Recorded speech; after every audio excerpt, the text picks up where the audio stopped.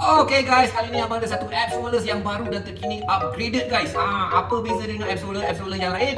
Selain boleh kempiskan perut korang, yang ni gempas ni guys. Dia ada digital screen. Korang tekan on kat sini, dia akan keluar sini. Nampak?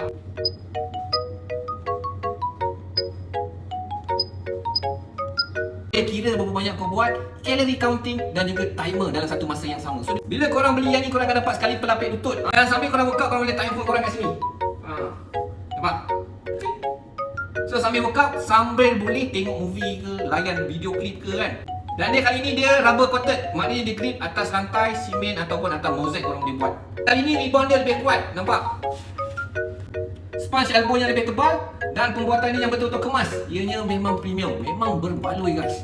Smooth je. So apa lagi, grab dekat beg kuning kat bawah tu guys. Dia ada dua color, kuning dan purple. Jom kita keep fit dan kempiskan perut bersama-sama guys.